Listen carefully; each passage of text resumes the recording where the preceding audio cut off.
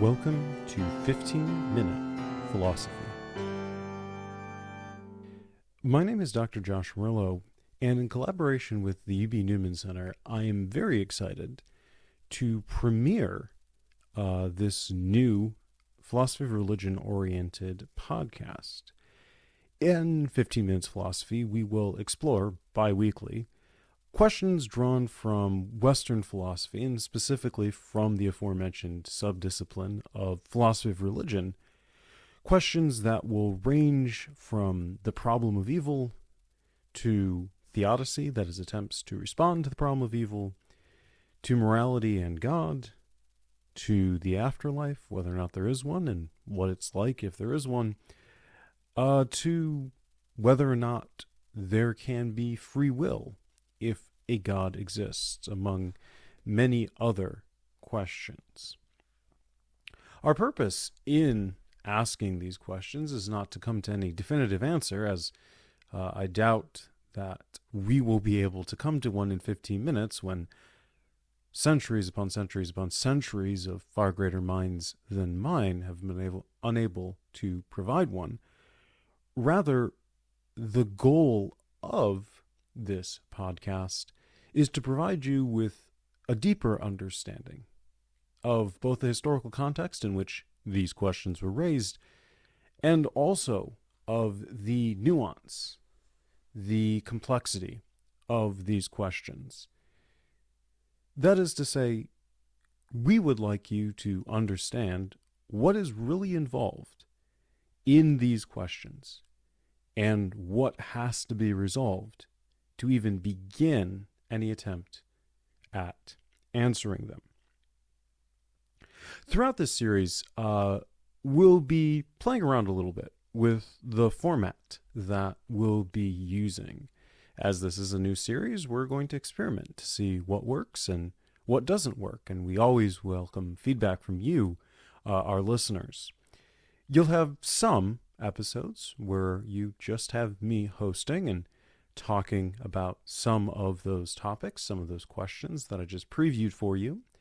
We're also very excited to be able to provide to you, in some episodes, co-hosts who will either be experts within this subdiscipline on a particular question that I'm talking about, or who will be students that either I've worked with or that come to the Newman Center, who will be able to use the podcast as an environment in which to raise these questions themselves, and then also to test out responses to the questions that they themselves have formulated or that they have heard. So, lots of new and interesting things, lots of new and interesting comment, which we very much hope you will stick around for. That's an introduction to the series. But for today, we're going to start off with a very basic question, at least basic compared to where we would like to go in the future. So, episode 1. What is philosophy? We're starting off with what appears to be a deceptively simple question, in an attempt to frame where we are going to be going in the remainder of this series. If we're going to talk about any particular kind of philosophy, be it philosophy of mind, for example, be it modern philosophy, a particular historical period in philosophy, be it, I don't know, philosophy of law, or philosophy of politics, political philosophy, or philosophy of religion, which is what we'll be talking about here, we probably need to have a sense of what the more general discipline is that we're engaging in, that is, what philosophy is, before we attempt to define what exactly it is that the more particularized, the more focused subdiscipline is that we are going to be moving into. So, what is philosophy? At least in the Western tradition, one of the markers of the emergence of philosophy can be traced all the way back to Thales.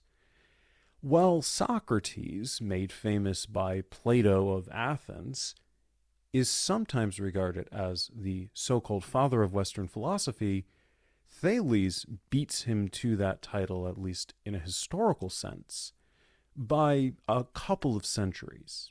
What makes Thales unique? Well, Thales is credited as being a founder, so to speak, one of the first persons doing philosophy in the West, because he looks to come up with naturalistic explanations for observable phenomenon rather than relying upon supernatural explanations. In other words, Thales wants to try and explain the things that he sees and hears and feels in the world according to things that work with the observable principles of the world rather than introducing external, inexplicable divine forces to explain those same phenomena. The other thing that Thales does is he reasons to the conclusions that he's drawing in a particular way. Thales doesn't rely on what we might call arguments from authority. That is, Thales doesn't tell you to believe him when he gives you a naturalistic explanation of why there is going to be a drought, something that Thales is credited for doing. He doesn't rely on telling you, well, the gods told me this, when he's trying to convince you that magnets have souls. This is actually one of the preserved arguments of Thales that we have. Instead, Thales lines up for you, so to speak, reason after reason after reason, and then says, if you follow, if you trace your way from the first reason to the second, to the third, to the fourth, you're going to find your way to this conclusion, the thing that I believe. That is, you should believe what I believe because I can offer you evidence for my beliefs. Evidence that is going to survive scrutiny and evidence that is going to stack up against, again, figuratively speaking, any opposing evidence, any reasons you might have for believing something different. The technical philosophical term for what Thales is doing is argumentation. That is, Thales is arguing, providing premises to a conclusion, evidence to a belief to be held. So Thales is credited then as the first Western philosopher for two reasons. First, because he's not relying on gods.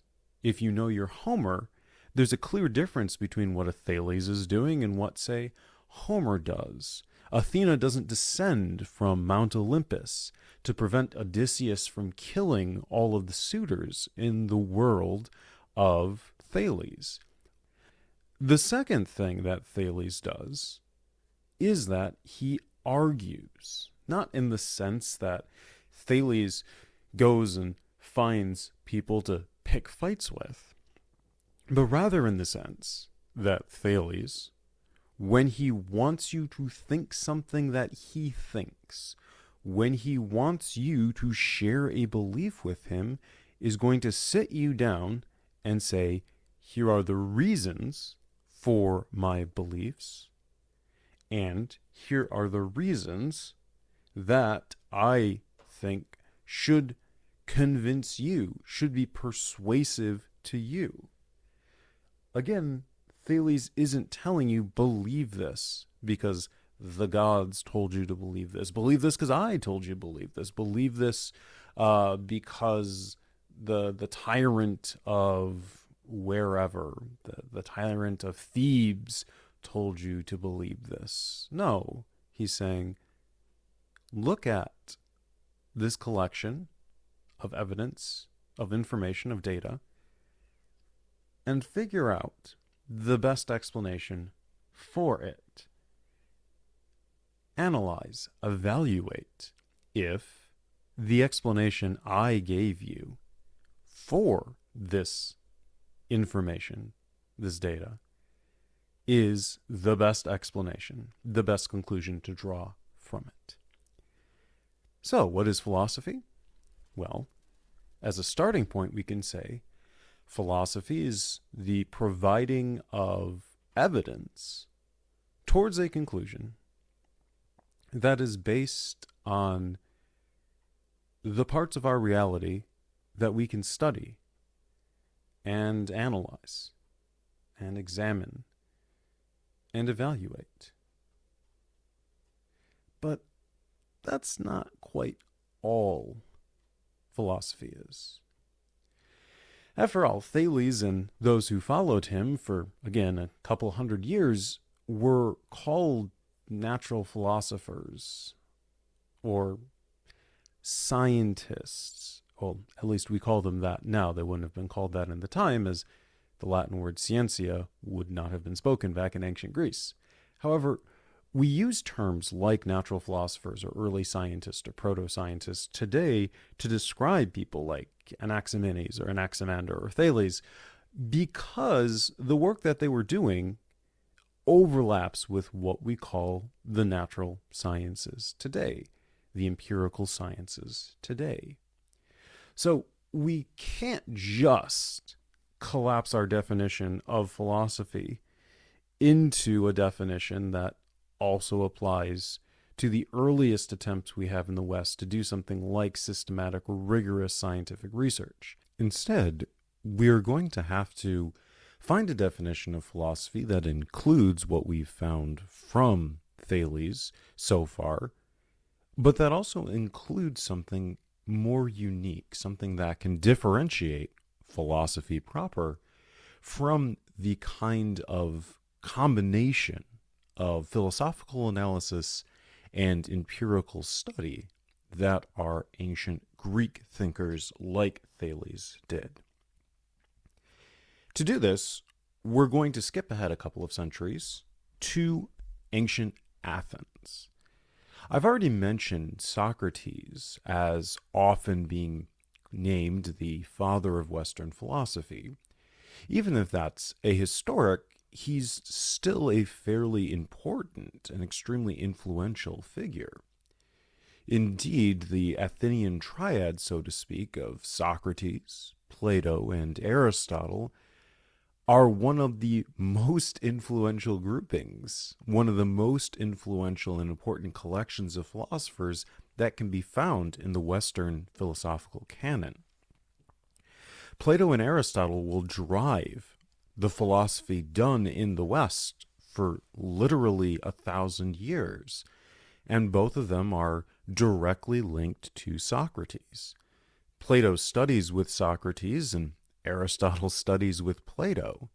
So, going back to Socrates then, seems like a good idea. Thales might start off the practice of philosophy as distinct from the kind of myth-making, legend-telling that a Homer did. But we see this practice perfected, optimized, or at least made much more clear to our contemporary eyes in what Socrates, Plato, and Aristotle do. So, what did these figures understand themselves to be doing? All three of these figures certainly would not disagree with Thales that philosophy is the practice of offering reasons to a conclusion. Furthermore, these figures would not disagree with Thales that philosophy offers a non-authority-based, non-divinity-derived explanation of the world. But there would be a third element added to how they understood philosophy. To find that third element, we can look at one of Plato's dialogues, the Apologia. Now, Plato writes, as is fairly commonplace for many authors of his time period, in the form of a dialogue, an exchange among different characters in a story, with the characters standing in as representatives for particular viewpoints, for particular beliefs. The Apologia is supposed to be a retelling of a trial that Socrates is a part of, that Socrates is actually the main part of, right before the public execution of Socrates. To summarize the overall story, Socrates is accused of being many things that the ruling class of Athens finds to be quite odious, finds to be quite irritating. And the Apologia is supposed to be a recounting of Socrates' response before the Athenian assembly. In ancient Athens, if you were a citizen and you were accused of major crimes, you were allowed to go before the governing body of Athens, the Democratic Assembly, and offer a public refutation of the charges presented against you, an apologia. And so this particular dialogue is Socrates talking to all of the voting men of Athens and telling them why he isn't guilty of the things they accuse him of being. They accuse him of being an atheist. They accuse him of being a sophist, one of those wandering propagandists. They accuse him of being a natural philosopher, like a Thales, like Anaximander. They accuse him of all kinds of different ways of, well, basically teaching people to believe stuff that the gentry class of Athens didn't want them to believe. All different ways of making people question the established norms, the established way of living that held sway in Athens at the time. In the Apologia, what Socrates does is say, no, I'm not doing all these things that you've said I'm doing. Instead, I'm doing philosophy. And as Socrates describes what he sees philosophy as, we're presented with, or we can find that third element we have been looking for. So, Socrates tells a story in his public trial to frame his overall response to the assembly. Socrates says that a friend of his went to the oracle at Delphi. Now, the oracle is supposed to be a prophetess of the Greek god Apollo, who can see the future. And a friend of Socrates goes to visit her, and she tells this friend, who then tells Socrates, that the gods have said that Socrates is the wisest person in all of Athens. And Socrates, in a rare display of humility, once he's told this by his friend, says, no, that can't be the case. And so he sets out to test whether or not he is, in fact, the wisest person in all of Athens. And so Socrates seeks out others who might qualify as being the wisest. And he asks them all these questions. And Socrates comes to learn something as he asks questions of all these other persons, the learned persons of Athens. While they know quite a bit about those things of which they're experts, or on which they're experts, they don't know when to stop talking. That is, they speak beyond the scope of their knowledge. And so Socrates eventually comes to the conclusion that he is, in fact, the wisest of all persons in Athens, because he understands what he is ignorant of, because he understands of which things he does not have knowledge of. And he doesn't speak of those things. He doesn't claim to have knowledge of those things. And so, because of this, Socrates comes to interpret the prophecy from the oracle as what he calls a divine mission. The gods, he sees, have placed him in this cultural, this educational capital of ancient Greece, of the Western world, to teach to humans the limits of our knowledge, to help us recognize how little we actually know. And so philosophy, as Socrates describes it, is a divine mission. Philosophy involves figuring out what we don't know. And it's not just about what we don't know, but more importantly, it's about us figuring out what we don't know and what kinds of things we don't know about. There's one other thing that Socrates notices in his travels amongst those in Athens who claim to be wise. It's the most important things in life that the Athenian populace tends to think they know something about when they, in fact, do not know something. Socrates calls these most important things virtues. That is, the Athenians think they know how to live a good, fulfilling life, but they don't know very much about justice, about piety, about courage, about even wisdom. And so it's with this additional bit of context that we can really fill out the Socratic understanding of philosophy. Philosophy is about correcting ignorance, yes, but it's about correcting ignorance about the most important things in life. What makes philosophy distinct from the merely scientific practices of, say, Thales, is that philosophy is not just interested in gravitational constants. It's not just interested in the breakdown of subatomic particles when you fire them at each other very, very fast. These are all things that are important to help us understand our reality. Philosophy is not interested in the production of vaccines, even though that's incredibly important from a public health perspective. No, philosophy is interested in something more fundamental.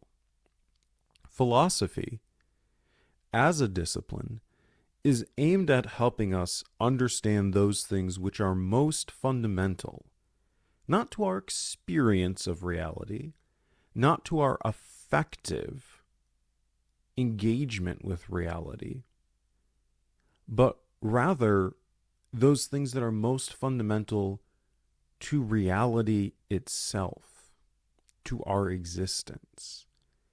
Philosophers seek to answer questions about what reality is, how we come to know what is real and what isn't, how we're able to separate out the just from the unjust, whether or not we will ever be able to determine if there's an afterlife and who goes into that afterlife.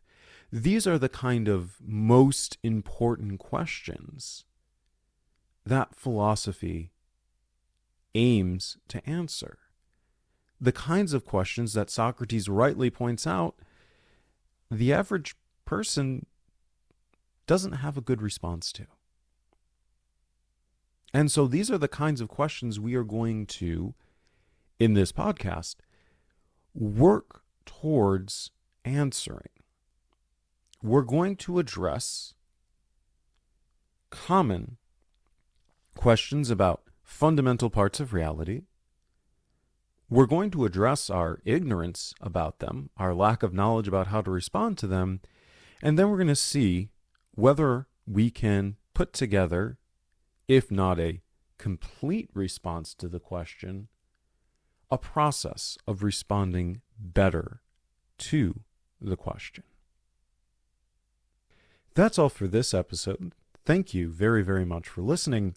If you have a question that you would like us to address in a future episode, please make sure to leave it in a comment or in a review. You can also send your questions to the email list that we have included in the details for the podcast. Please make sure to subscribe to 15 Minute Philosophy so that you can catch up on all of our new episodes as soon as they are available. So for myself and for the UB Newman Center, thank you again for listening, and let's stay thoughtful out there.